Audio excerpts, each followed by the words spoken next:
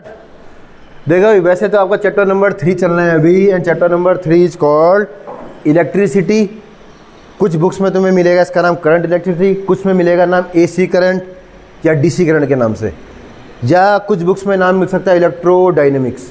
लेकिन उससे पहले क्वेश्चन मैंने आप लोग को दिया था, ये क्वेश्चन चैप्टर नंबर 2 का है, तो इसे भी देख लेते हैं एक बार।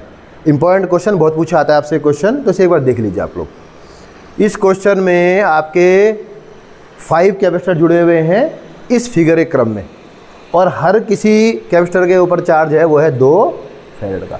तो बताना है आपको कि ए और बी के बीच का इक्विवेलेंट चार्ज होगा वो कितना होगा, या इक्विवेलेंट कैपेसिटेंस जो होगा वो कितना होगा।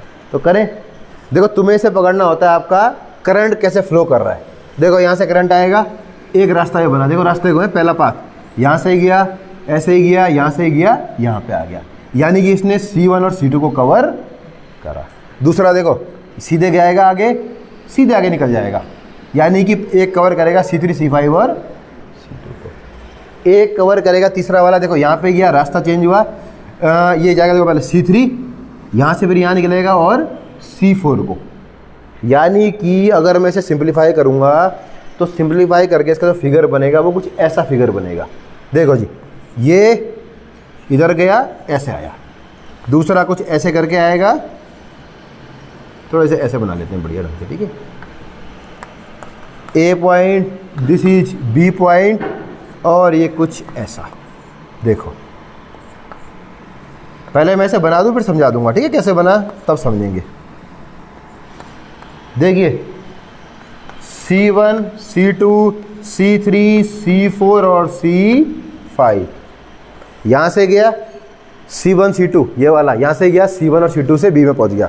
दूसरा देखो ये गया C3 C4, C3 पे गया, C4 से होकर दोबारा B पर पहुँच गया। और ये बीच में जो जा रहा है ये इन दोनों के बीच में, यानी C3 और C2 के बीच में क्या है C5, ये वाला है आपका C5, ये बीच में जो लगा है, ये सबके बीच में आपका दिख रहा है, ये इन सबके बीच में आ रहा है C5।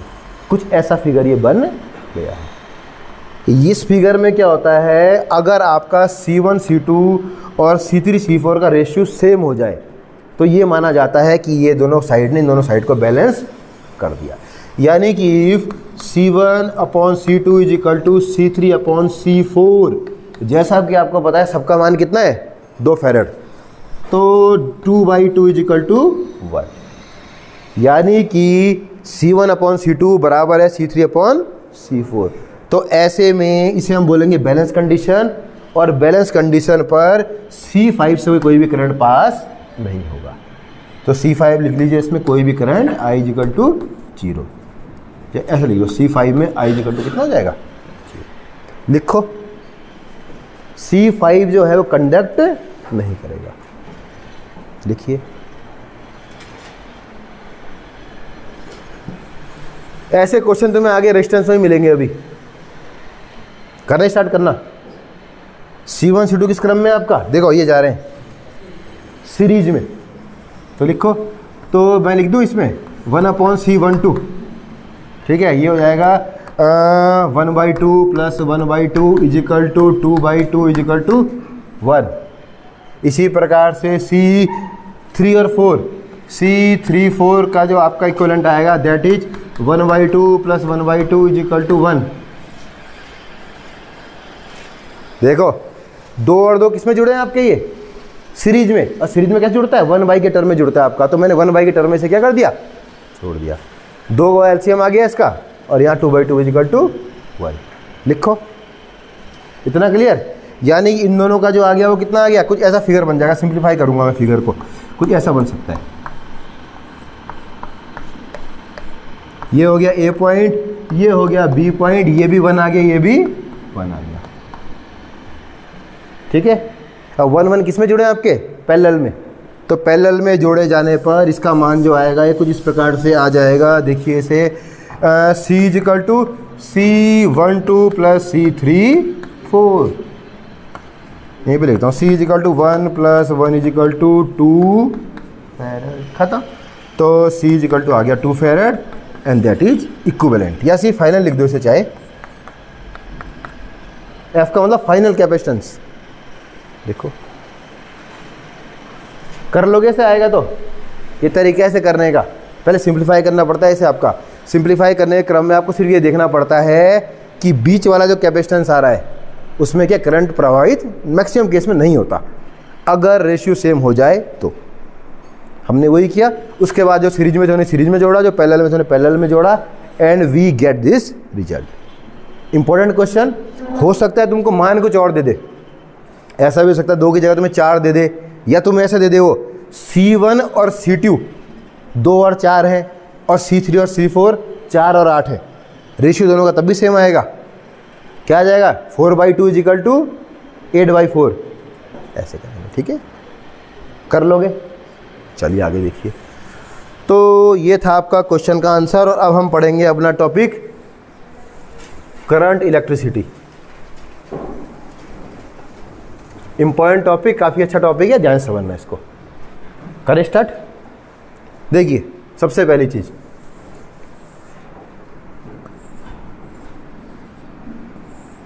आपने सुना होगा कंडक्टर के बारे में। कंडक्टर का मतलब वे मटेरियल जिनसे होके कि इलेक्ट्रिक करंट इजीली प्रवाहित हो जाता है, ठीक है, ये हमें पता है। या मैं ये भी कह सकता हूँ इलेक्ट्रिक करंट जिन मटेरियल से होके इजीली फ्लो कर जाता है उन्हें बोलते हैं कंडक्टर, ठीक है। थोड़ा सा पहले आगे, इससे आगे आते हैं। इससे पहले चैप्टर में आपने पढ़ा इलेक्ट्रोस्टैटिक्स। इलेक्ट्रोस्टैटिक्स का मतलब जब कोई भी चार्ज, माना कि कोई इलेक्ट्रॉन है, इलेक्ट्रॉन को मान रहा हूँ फिलहाल में, है ना, इलेक्ट्रॉन या कोई चार्ज है जो वो क्या स्थिर अवस्था में है, तो जो भी उसकी प्रॉपर्टीज होती है उसका अध्ययन हमने किया इससे पहले।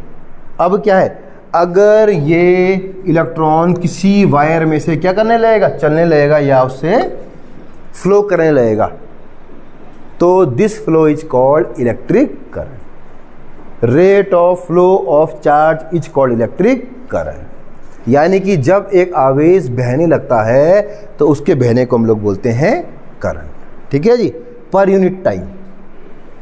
तो इससे पहले देखिए, यानी कि मैं ये कह सकता हूँ, देखो अगर मैंने एक वायर लिया, चलो एक क्वेश्चन आप लोगों से, मैं आपको एक कॉपर का वायर देता हूँ, मैंने कहा कॉपर का वायर है, इसमें करंट फ्लो करके दिखाओ, ठीक है। मैंने आपको टास्क दिया, करंट दिया, एक मैंने वायर दिया, इसमें करंट आप फ्लो करके दिखाइए, तो कैसे दिखाओगे? कुछ सोचो, क्या चीज़ चाहिए होगी आपको करंट फ्लो करवाने के लिए?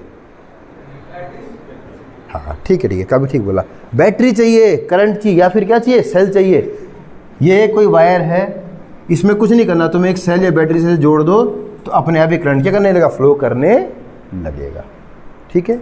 होता क्या है देखो। अब कंडक्टर पे आओ। कंडक्टर में क्या होता है, देखिए हमने इससे पहले पढ़ा था, पहले चैप्टर में, बीच में न्यूक्लियस और चारों तरफ क्या घूमने, इलेक्ट्रॉन। किसी भी एटम में बीच में न्यूक्लियस होता है और इलेक्ट्रॉन चारों ओर घूम रहे होते हैं। न्यूक्लियस पॉजिटिव चार्ज, इलेक्ट्रॉन में नेगेटिव चार्ज, ठीक है।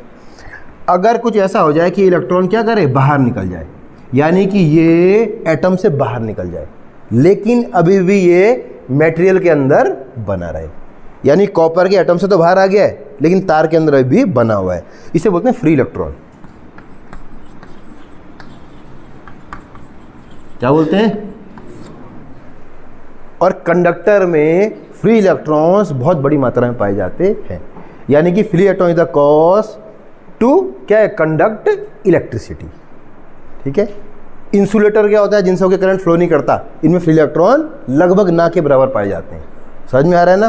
तो देखिए होगा क्या, ये मैंने कोई वायर ले लिया, लेड कॉपर का वायर है ये, इसमें क्या है, free electrons, free electron.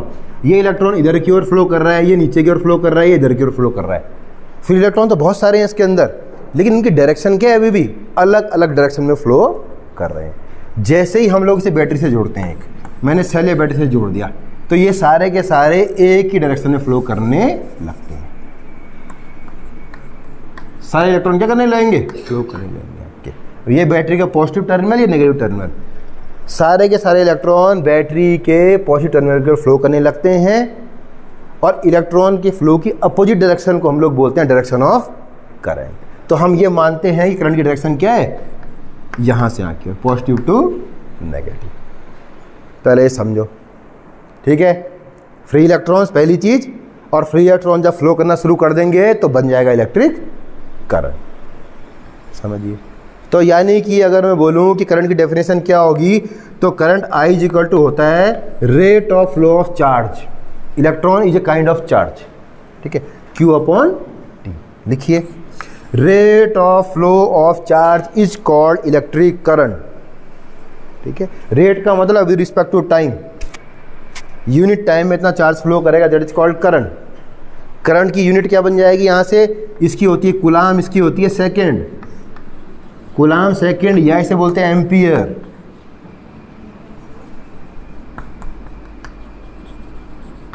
Ampere इसे दिखाते हैं कैपिटल ए से, लिखो।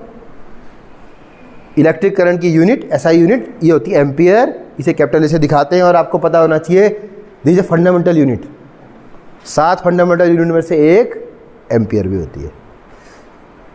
इसमें कोई दिक्कत? ध्यान रखने वाली बात क्या, देखो, the direction of current is always from positive to negative terminal of battery, या मैं ये कह सकता हूँ the direction of current is always opposite to direction of electrons. Electron के फ्लो की डायरेक्शन का उल्टा होता है, भाई ये ध्यान रखना है आपको। इलेक्ट्रॉन फ्लो करते हैं इस तरफ पॉजिटिव की तरफ, लेकिन करंट फ्लो करेगा आपका दूसरी तरफ। यानी कि ये मैंने बैटरी जोड़ दी, पॉजिटिव नेगेटिव, करंट की डायरेक्शन क्या होगी, this direction of current. Electron flow करेगा इधर, करंट फ्लो करेगा इधर, ये ध्यान रखना है आपको। कुछ बुक्स में आपको ऐसा ही मिलेगा कि डायरेक्शन ऑफ करंट इज क्या आएगा, इन the direction of flow of positive charge. तो पॉजिटिव चार्ज बहुत कम फ्लो करवा पाते हैं। होता गया आपका एटम के बीच में फंसा है न्यूक्लियस के अंदर पॉजिटिव चार्ज, इलेक्ट्रॉन तो बाहर घूम रहे हैं आराम से, तो इलेक्ट्रॉन तो इजीली निकल जाते हैं बाहर की ओर, फ्री इलेक्ट्रॉन पाए जाते हैं। इसमें मैंने ये नहीं बोला कि पॉजिटिव चार्ज पाए जाते हैं इस पर, ठीक है। इलेक्ट्रॉन निकल गया तो बचा पॉजिटिव चार्ज, तो पॉजिटिव चार्ज मूव तो करते हैं लेकिन लगभग ना के बराबर, ठीक है। जो मेन फ्लो करवाता है करंट को, करवाते हैं इलेक्ट्रॉन्स। हल्के होते हैं साइज में, एनर्जी बहुत ज़्यादा होती है, समझ रहे हो ना। तो कुछ बुक्स में अगर ऐसा ही मिल जाए कि क्या आएगा, इन the direction of positive charge, कह सकते हैं, ठीक है, लेकिन सही है आपका क्या है, सही है in the direction opposite to direction of electrons. Clear? आगे बढ़े, चलो देखो अगला। देखिए अगला टॉपिक है आपका ओम्स लॉ, पर उसको समझना पड़ेगा थोड़ा सा पहले आपको, है ना। देखिए पहले समझिए इसे। अरे यहाँ ध्यान दो, अगर आपको करंट फ्लो करवाना है, ये सेल ने क्या दिया पहले समझना, पर उससे पहले छोटी चीज़ समझो आपका, ठीक है। अगर मैंने माना कि पानी के 2 गिलास लिए, ये 2 पानी के गिलास हैं, इसमें पानी फुल भरा हुआ है, ठीक है, इसमें पानी बिल्कुल कम है। वाटर लेवल की बात कर रहा हूँ मैं अभी, है water level up, water level down, ठीक है। अगर मैंने एक पाइप लिया और पाइप से क्या किया, लेट मैं यहाँ पे छेदी कर लेता हूँ समझाने के लिए खाली, एक पाइप लिया और पाइप से क्या किया, इन दोनों को जोड़ दिया आपस में, क्या होगा, पानी जो होगा या वाटर जो होगा वो फ्लो करेगा from high to low, high level to low level, ठीक है। पानी के लेवल के डिफरेंस ने फ्लो करवाया वाटर करंट। अब नाम देखना, पानी की धारा है ये, वाटर करंट कब फ्लो होगा, जब कहीं पानी ज़्यादा होगा कहीं पानी कम होगा। क्लियर? अगर एक जगह पे आपका ऊंचाई ज़्यादा है, एक जगह ऊंचाई आपकी कम है, और कोई चीज़ को हम क्या कर रहे हैं, माना ये मैंने रेलिंग लगा दी, यहाँ पर कोई वस्तु छोड़ी तो हमेशा ऊंचे से नीचे की ओर आएगी। अगर मैं किसी चीज़ को छोड़ूंगा तो हमेशा हाइट से नीचे की ओर आएगी। हाइट का डिफरेंस, हाइट ज़्यादा हाइट कम, पानी ज़्यादा पानी कम। इसमें आ जाओ, सेल में क्या है, ये आपका सेल लिया, ई ये माइनस है, ये प्लस है। माइनस का मतलब इलेक्ट्रॉन ज़्यादा, प्लस का मतलब इलेक्ट्रॉन कम। तो नेचुरल रूप से जैसे हम एक वायर के थ्रू इसे माध्यम देंगे, क्या चाहिए था बीच में, पाइप लगाया तभी ये पॉसिबल हुआ। तो जैसे ही मैं यहाँ पे एक वायर से जोड़ूंगा तो इलेक्ट्रॉन क्या होंगे, चलना शुरू कर देंगे from negative to positive, flow करेगा आपका करंट, दैट्स इट। तो इसने क्या प्रोवाइड कराया, पोटेंशियल का डिफरेंस, पानी के लेवल का डिफरेंस। ध्यान करो, मैंने पोटेंशियल पढ़ाया था, पोटेंशियल का मतलब क्या होता है, हिडन एनर्जी, कोई ऐसी एनर्जी जो आपको दिखाई नहीं देती पर होती है, समझ रहे हो ना। तो डिफरेंस ज़रूरी है, हाइट का डिफरेंस, पानी के लेवल का डिफरेंस, इलेक्ट्रॉन के लेवल का डिफरेंस, समझ में आ गया, पोटेंशियल डिफरेंस, दैट्स इट। तो ओम्स का लॉ भी यही कहता है आपका कि अगर हमें कहीं भी करंट फ्लो करवाना पड़ेगा तो हमें क्रिएट करना पड़ेगा पोटेंशियल डिफरेंस। तो मैं डेफिनेशन बता रहा हूँ उस लॉ की, definition of Ohm's law is क्या जाएगी आपकी, if all physical condition are constant. Physical condition का मतलब टेम्परेचर हो गया, प्रेशर हो गया, स्ट्रेस हो गया, स्ट्रेन हो गया, अगर ये सब चीज़ें हम कांस्टेंट मान लें तो ऐसे में, ठीक है, current through any conductor is क्या जाएगा, proportional to potential difference, that's it. तो यानी कि करंट आई या पोटेंशियल डिफरेंस के बराबर होता है आपका क्या, current through any conductor is directly proportional to potential difference across the ends of conductor. खत्म। V is equal to proportional to I, ये हटेगा तो आ जाएगा एक कांस्टेंट, और कांस्टेंट बराबर है आई आर या आर आई, इसे बोलते हैं ओम का नियम। ठीक है जी, जितना पोटेंशियल का डिफरेंस बढ़ेगा उतना ही करंट बढ़ जाएगा।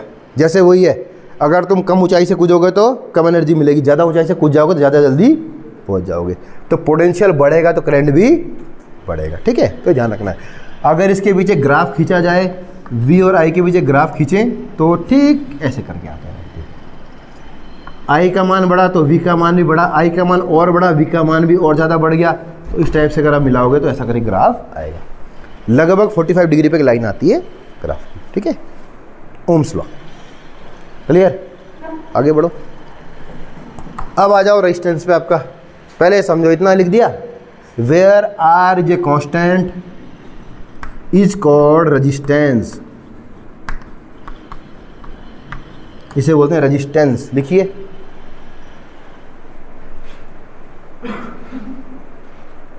उसके बाद आगे चलते हैं। रेजिस्टेंस है ना, बता दूं। अब रेजिस्टेंस को समझ लो भाई, V is equal to I R. ठीक है, अगर R का मान बढ़ने लग गया, अगर V सेम है तो I का R का मान बढ़ाने पर I का मान क्या हो जाएगा, कम हो जाएगा। ध्यान देना आप लोग। अगर मान लो मैं कहूँ V का मान 8 है, ठीक है जी, और R का मान मैंने 1 रखा तो I का मान कितना होगा, 80 हो जाएगा। R का मान मैंने 2 कर दिया तो उसका मान 4 हो गया। यानी कि अगर R का मान बढ़ रहा है तो I का मान क्या हो जाएगा, उसी अनुपात में कम हो जाएगा। इसका मतलब R कोई ऐसी चीज़ है जो I के मान को कम कर दे रहा है, इसीलिए R को बोलते हैं रेजिस्टेंस। रेजिस्टेंस का मतलब प्रतिरोध, रोकने वाली चीज़, ऑब्स्ट्रक्शन। तो इसकी डेफिनेशन यहाँ से आ जाएगी, रेजिस्टेंस की definition, the obstruction in the path of flow of charge is called resistance. यानी कि करंट के मार्ग की जो बाधा होती है, दैट इज कॉल्ड रेजिस्टेंस। ठीक है जी, obstruction in the path of flow of charge is called resistance. ठीक है, आगे बढ़े।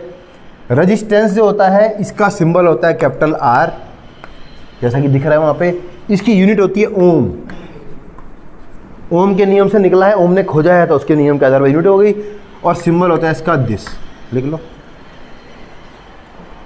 The symbol of resistance. The obstruction in the path of flow of charge is called resistance, unit of resistance is ohm and the symbol of resistance is this. Clear.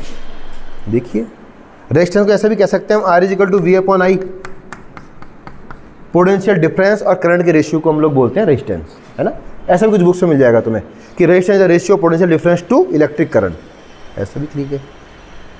मिटा दूं resistance. आगे आओ। अब देखो, रेजिस्टेंस के बारे में पढ़ेंगे हम लोग। इससे पहले देख लो रेजिस्टेंस निबंध किस में करता है, डिपेंड किस किस चीज़ में करता है आपका। ठीक है ना, तो टॉपिक लिखो रेजिस्टिविटी।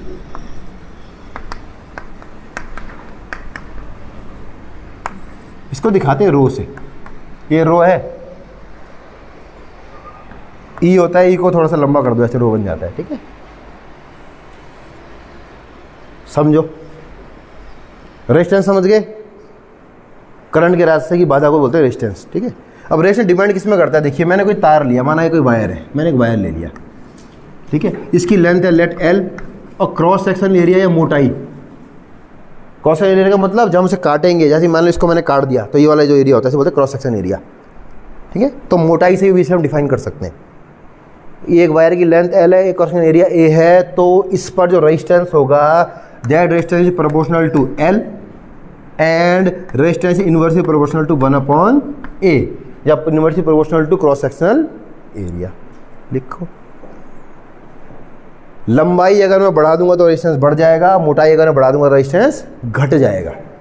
मोटे वायर का रेजिस्टेंस कम होता है, लंबे वायर का रेजिस्टेंस क्या होता है, ज़्यादा होता है।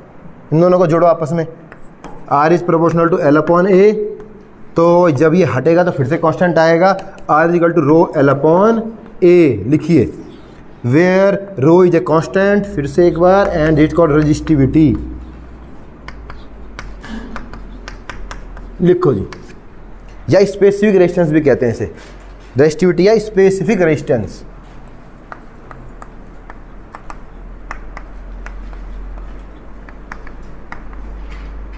एक ही बात है, लिखो। प्रतिरोधकता या विशिष्ट प्रतिरोध, ये समझ में आया? समझ में क्या आया इसमें कि जो रेजिस्टेंस होता है वो आपका लंबाई और एरिया पर डिपेंड करता है, यानी कि रेजिस्टेंस आपका साइज और शेप पे डिपेंड करता है। बस अब रेजिस्टिविटी पे आ जाओ। देखो यहां से देखो, rho is equal to R A upon L. देखिए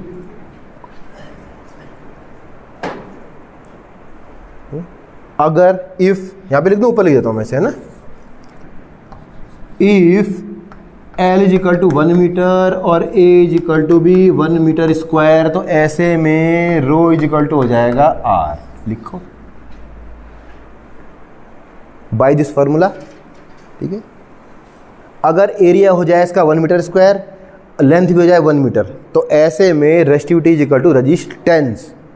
तो मैं ये कह सकता हूँ यहाँ पे कि स्पेसिफिक रेजिस्टेंस या रेजिस्टिविटी बराबर होता है उस रेजिस्टेंस के जो कि किसी ऐसे वायर का जिसका कि क्रॉस सेक्शन एरिया भी 1 हो और लंबाई भी 1 हो।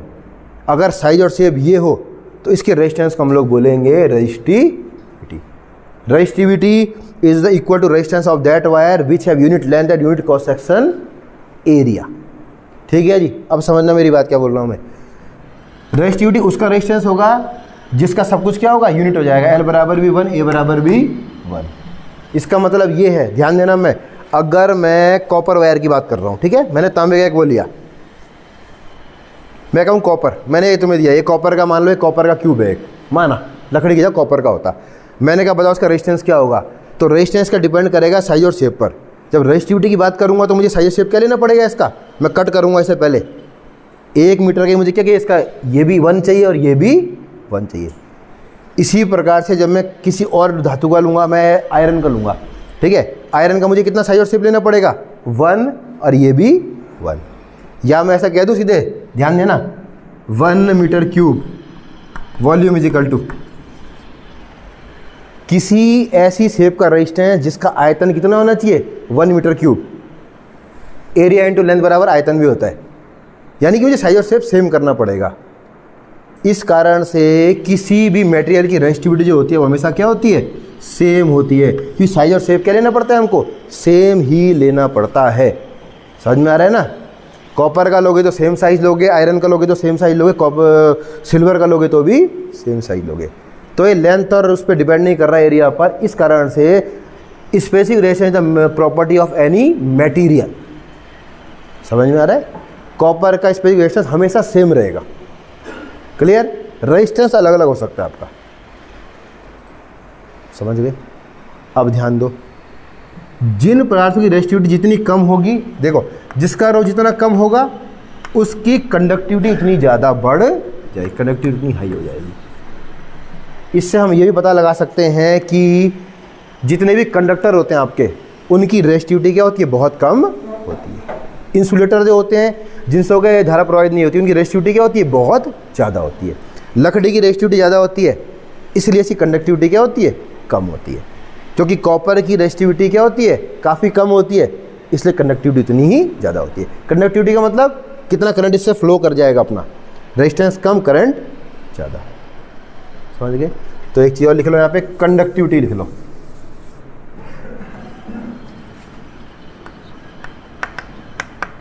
Conductivity sigma is equal to 1 upon rho. लिखिए, कंडक्टिविटी का मतलब अपने में से कितना करंट फ्लो होने देना। अब तुमसे क्वेश्चन एक, सबसे कम रेजिस्टिविटी किसकी होती है, किसी को पता है? यानी कि सबसे अच्छा कंडक्टर कौन होता है इलेक्ट्रिक करंट का? अरे हाथ ऊपर करो, से आता है एनीवन, बताओ कौन सा? ठीक है बैठो, ठीक है सिल्वर एजी। ठीक है, मैं बताता हूँ तुम्हें, गोल्ड तो कम होता है खैर काफ़ी, सिल्वर होता है उससे थोड़ा कम पे, कॉपर होता है उससे थोड़ा कम पे, स्टील होता है उससे थोड़ा कम पे, गोल्ड वगैरह भी तो बाद में आते हैं सारे के सारे। सबसे अच्छा होता है आपका सिल्वर, लेकिन दिक्कत है सिल्वर बहुत महंगा आता है आपका, समझ में आ रहा है ना। अगर मैं तार वार सिल्वर की लगाने लग जाऊँगा तो क्या हो जाएगा, बहुत बजट बढ़ जाएगा, इसलिए सिल्वर यूज़ नहीं कर सकते हम लोग। तो थोड़ा सा सस्ता जो पड़ता है वो क्या पड़ता है, कॉपर पड़ता है आपका। ठीक है जी, ध्यान रखना, एक नंबर का क्वेश्चन पूछता है कई बार, मैक्सिमम जो आपकी कंडक्टिविटी है वो किसकी है, सिल्वर की है। इसका मतलब ये भी कि सबसे कम रेजिस्टिविटी किसकी होगी, सिल्वर की होगी। That's it. आगे बढ़े, एक चीज़ और समझ लो इसी में, एक चीज़ होती है conductance.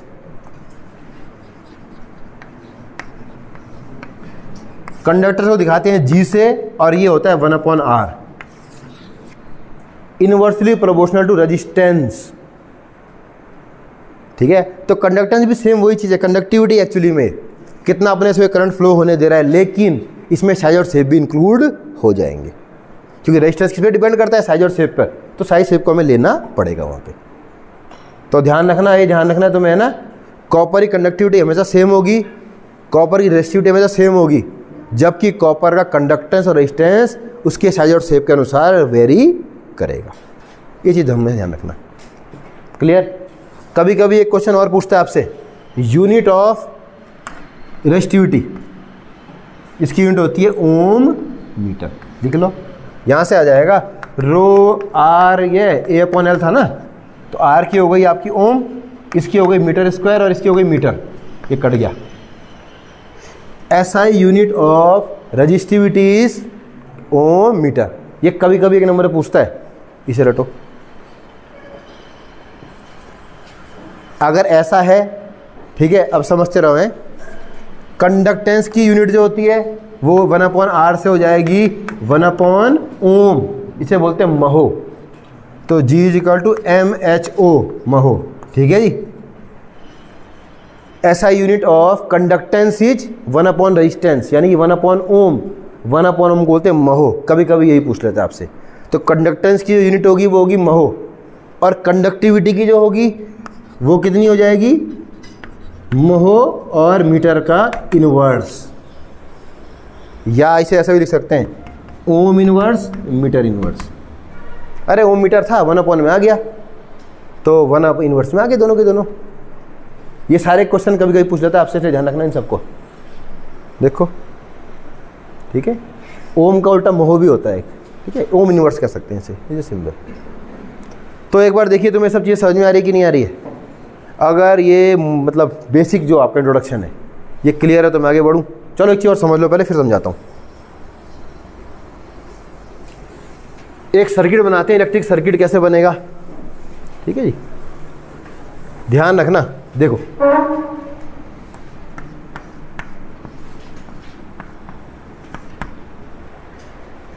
This is the symbol of cell. अगर एक है तो सेल, एक से ज़्यादा हो, 2 हो, 4 हो, जितने भी हो, उसे बोलते हैं बैटरी। ठीक है, बैटरी के, बैटरी वह कॉज है जो प्रोवाइड करवाता है आपको इलेक्ट्रिक करंट। अगर इलेक्ट्रिक करंट फ्लो करवाना है तो हमें क्या चाहिए होगी, बैटरी चाहिए होगी। ठीक है, एक सर्किट बना के दिखा रहा हूँ मैं तुम्हें खाली। ये है रेजिस्टेंस, क्लियर। करंट कहाँ से कहाँ फ्लो करेगा, पॉजिटिव से नेगेटिव करंट क्या करेगा, फ्लो करेगा। ये direction of current, this resistance, यानी कि सिंबल ऑफ रेजिस्टेंस होता है ये दिस। ठीक है, ये भी लिख लो चाहे समझ लो इसे, रेजिस्टेंस पढ़ रहे थे ना अभी, सिंबल ऑफ रेजिस्टेंस। ठीक है, करंट को नापते हैं हम लोग एमीटर से।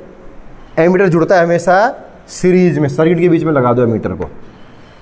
एक होता है वोल्ट मीटर, इससे नापते हैं वोल्टेज को, वो हमेशा लगता है आपका पैरेलल में ऐसे, सर्किट से अलग। अगर इन दोनों पॉइंट के बीच की वोल्टेज नापनी है तो मैंने उसे कैसे लगाऊंगा, पैरेलल में।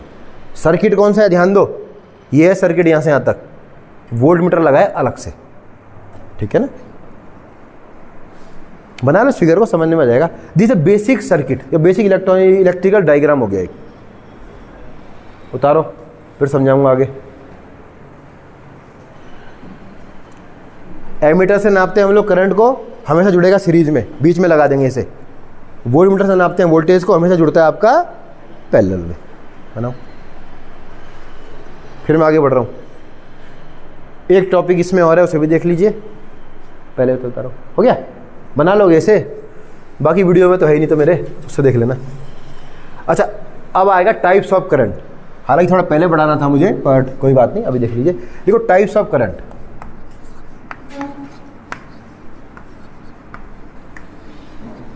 करंट के प्रकार।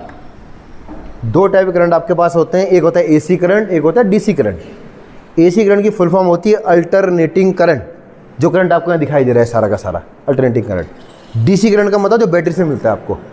पहले बेसिक समझो, एसी करंट जो डैम से कहीं होके आ रहा है, ट्रांसफार्मर के माध्यम से आ रहा है और हमारे घरों पे पहुंच रहा है। डीसी करंट जो है मिलता है किसी बैटरी से या सेल से। समझो क्या होता है। पहला लिखो अल्टरनेटिंग करंट।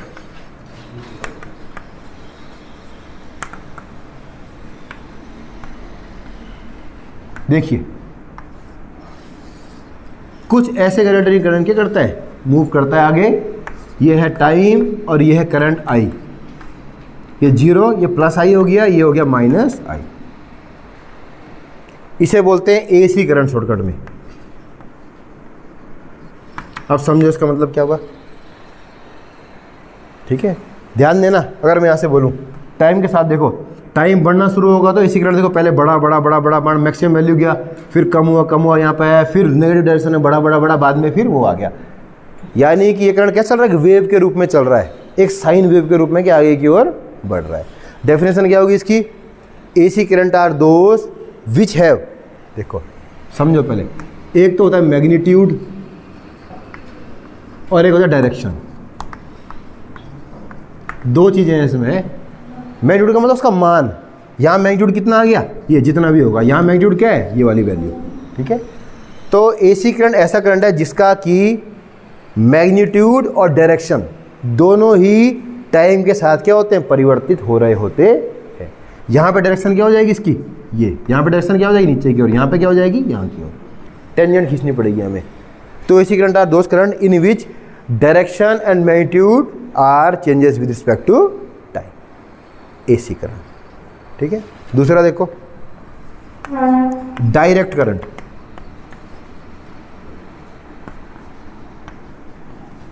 इसे बोलते हैं डीसी करंट। ये कैसे होता है अभी देख लो।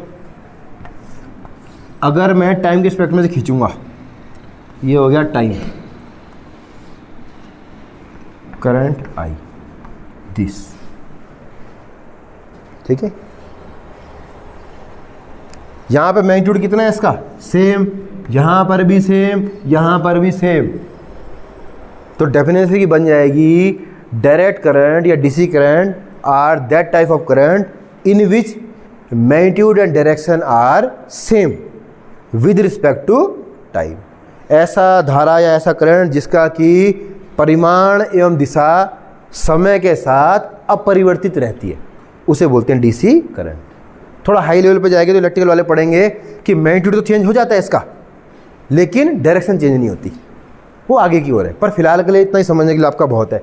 एसी करंट वो करंट है, इसमें क्या है, मैग्नीट्यूड, ठीक है, और क्या है, डायरेक्शन जो है इसका क्या है, with respect to time change होता रहता है, इसका चेंज नहीं होता, ठीक है। बेसिक समझा दिया मैंने तुम्हें। क्या है एसी करंट, क्या है, जो हमें डैम से मिलता है। आपका डैम में आर्मेचर घुमा, करंट बना, ट्रांसफार्मर के माध्यम से हम तक आया और हम उसका यूज़ कर रहे हैं। करंट आ रहा है और हम तक पहुंच रहा है बिल्कुल हमारे मीटर के थ्रू। डीसी करंट कौन सा करंट है, जो सेल के थ्रू या बैटरी के थ्रू हमें क्या होता है, मिलता है। कार की बैटरी हो गई, या फिर जैसे हमारा मोबाइल है, मोबाइल कैसी डिवाइस है, डीसी डिवाइस है। तो जो चार्जर लगा होता है ना, उसमें रेक्टिफायर लगा होता है, चेंज करता है एसी टू डीसी। ये है, इतना क्लियर, इसमें कोई दिक्कत तो नहीं। तो एक ब्रेक लेते हैं, कर दो इसे ऑफ, 5 मिनट का ब्रेक।